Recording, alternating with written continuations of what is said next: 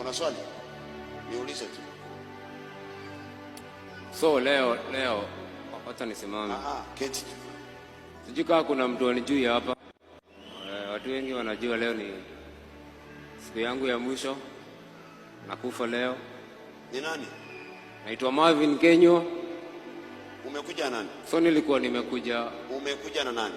Nimekuja tu peke yangu. Uko na tatizo gani? Mimi ni mwizi. Acha tu niseme hiyo. Wewe ni? Mimi ni mwizi. Mwizi? Unaishi wapi? Nilikuwa naishi Nairobi. Alafu nikadhani naweza kuja huku uniombe before nikufe ama unipake mafuta ya karisma ili hata nikikufa nikue nimesema makosa yangu. Kabla hujakufa nikuombe. Ama unipake mafuta. Ndio ukufe wapi?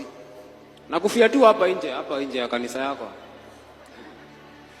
Ni kitu serious, unaona kama ni jokes. Nimegojewa hapo. Nimegojewa hapo. Unangojewa?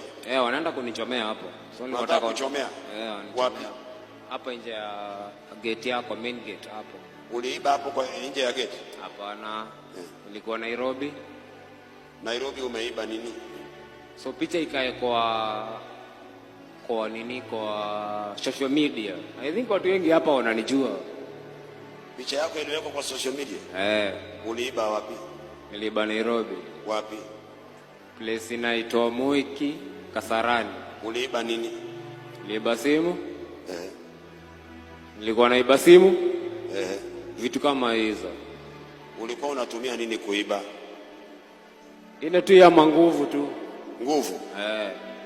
Sasa unasubiriwa kuuawa? Nasubiriwa kuuawa. Kwa hivyo umekuja kabla hujakufa nikuombee, nikupake mafuta, ukufe salama.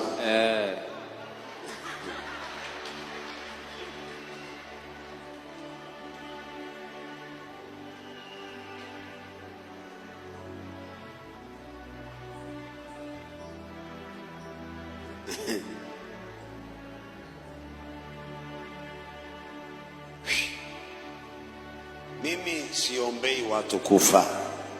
Naombea watu wasamehewe dhambi zao, waokoke, wawe watu wazuri na wafanye kazi kwa mikono yao na wabarikiwe.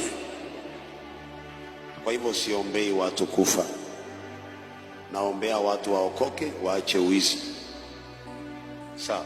Lakini unajua sasa kesi yangu, mimi sijui kama nitajitoa hapo. Watu wamenigojea hivi, hii Kenya. Sasa kunimaliza. Ni kazi yangu kukuombea ufunguliwe. Mimi siombei watu kufa. Na kuombea uache uizi, uache pombe na Mungu abariki kazi ya mikono yako, ujitegemee. Amen. Ni sawa?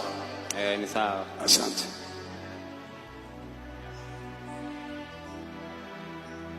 Bwana Yesu asifiwe.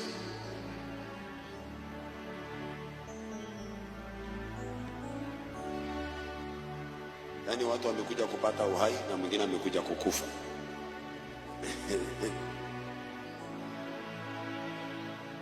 Si Yesu atamsamehe tu. Kuoshwa.